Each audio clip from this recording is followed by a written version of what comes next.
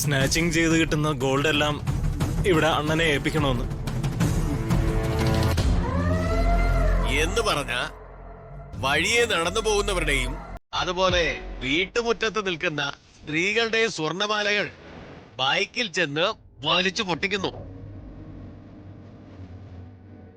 അങ്ങനെ പൊട്ടിച്ചെടുക്കുന്ന ഗോൾഡുകളെല്ലാം ടീമംഗമായ നീ എന്നെ കൊണ്ടുവന്ന് ഏൽപ്പിക്കുന്നു.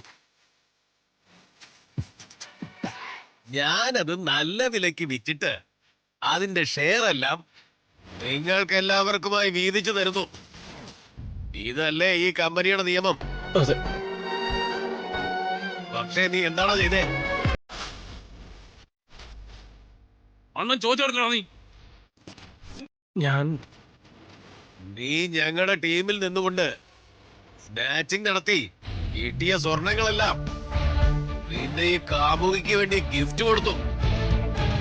അവളുടെ പ്രേമം പിടിച്ചു വാങ്ങാൻ വേണ്ടി. ഞങ്ങൾക്ക് എല്ലാവർക്കും പേഴ്സണലായിട്ട് ഒരുപാട് ആവശ്യങ്ങളുണ്ട്. അതിന് ചെലവാക്കേണ്ടതാ ഇതിൽ നിന്ന് കിട്ടുന്ന കാശ്. നീ കട്ടെടുത്ത മാലകൾ പലപ്പോഴും നിന്റെ പ്രണയിനിക്ക് സമ്മാനമായിട്ട് കൊടുത്തില്ലടാ. ഇനി ആ പരിപാടി വേണ്ട, വേണ്ടല്ലോ. അതിനൊരു അവസാനം കണ്ടെത്താനാ നിന്നെയും ഇവളെയും സിനിമാ തിയേറ്ററിൽ നിന്ന് പൊക്കിയത്.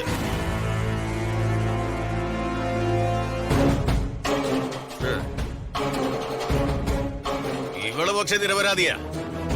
പക്ഷെ എന്ത് ചെയ്യാൻ പറ്റും? നിന്റെ കാമുകിയുടെ തോഴിയായി വന്ന് വിട്ടുപോയില്ലേ? അനുഭവിക്കേ.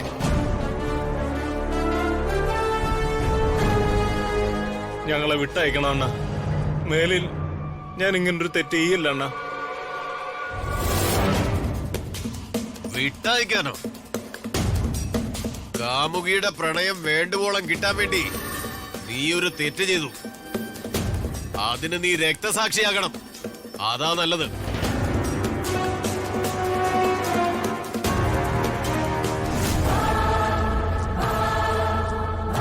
പിന്നതേ ഇവര്,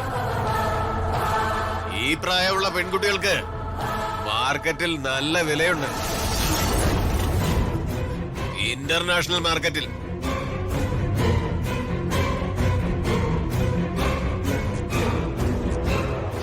ഇവരെ ഞങ്ങള് പൊന്നും വിലക്ക് വിൽക്കും. ഒരു വണ്ടി ഇങ്ങോട്ട് വരാനുണ്ട്. അത് വന്നാൽ ഉടനെ ഇവരെ ഞങ്ങളങ്ങ് വണ്ടിയിലോട്ട് കേറ്റും. പിന്നെ നിന്റെ കാര്യം